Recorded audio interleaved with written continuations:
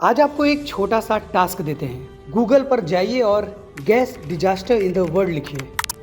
सबसे पहले नाम आता है भोपाल का। भोपाल गैस त्रासदी। आज से ठीक 37 साल पहले 3 दिसंबर 1984 की वो खौफनाक काली रात। नई पीढ़ी को उस कांड के बारे में जानना जरूरी है। आजाद भारत ही रही विश्व का इकलौता ऐसा कांड कि न जाने कितनी जानें चली गईं, नस्लें तबाह हो गईं, पर तत्कालीन सरकार ने दोषी को सम्मान के साथ उसके घर भेज दिया। जिस हत्यारे को फांसी पर लटकना चाहिए था उसे जहाज में बैठाकर भेजा गया। भोपाल की वो रात कितनी खौफनाक थी, गूगल सर्च इंजन भी इसकी गवाही देता है। गूगल भी मानता है कि दुनिया में उससे पहले और उसके बाद आज तक ऐसा कोई भी इंडस्ट्रियल डिजास्टर नहीं हुआ।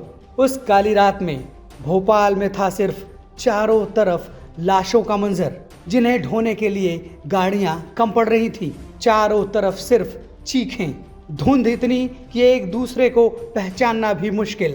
3 दिसंबर की दरमियानी आधी रात को अमेरिकी कंपनी यूनियन कार्बाइड कॉरपोरेशन की भारतीय सहायक कंपनी के कीटनाशक बनाने वाले प्लांट से 40 टन मिथाइल आइसोसाइनाइड गैस का रिसाव हुआ था। जहरीली मिथाइल आइसोसाइनाइड गैस हवा में घुल गई।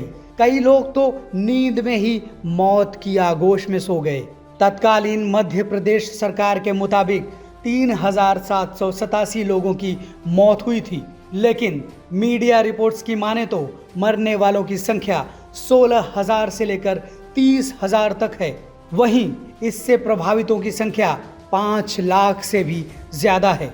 जब भी भोपाल गैस कांड का नाम आएगा, यह सवाल पूछा ही जाएगा कि वारेन एंडरसन को किसने भगाया। वारेन एंडरसन उस यूनियन कार्बाइड का मालिक था। उसके भारत से बचकर निकलने को लेकर आज भी कांग्रेस को घेरा जाता है। त्रासदी के बाद एंडरसन भी भोपाल आया था, उसे सुरक्षित जाने दिया गया था। भोपाल गैस कांड के दौरान भोपाल में कलेक्टर रहे मोती सिंह ने अपनी किताब भोपाल गैस त्रासदी का सच में लिखते हैं कि वारेन एंडरसन को राज्य के उस समय के मुख्यमंत्री अर्जुन सिंह के आदेश पर छोड़ा गया था। एंडरसन के खिलाफ पहली एफआईआर गैर जमानती धाराओं में थी। इसके बाद भी उसे जमानत मिल गई। आरोप है कि एंडरसन को उस समय के प्रधानमंत्री राजीव गांधी के कहने पर अर्जुन सिंह ने देश से जाने दिया था। बताया जाता है कि पुलिस और प्रशासन के 2 वरिष्ठ अधिकारियों ने वारेन एंडरसन को विशेष विमान तक सरकारी गाड़ी से खुद छोड़ा था।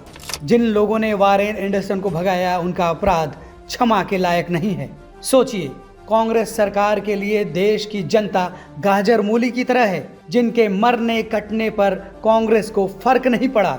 अगर फर्क पड़ा होता तो एंडरसन सम्मान के साथ भगाया नहीं जाता। कांग्रेस के ये पाप कभी उसका पीछा नहीं छोड़ेंगे। भोपाल गैस त्रासदी में अपनी जान गंवाने वाले भारतीयों को अश्रुपूरित श्रद्धांजलि।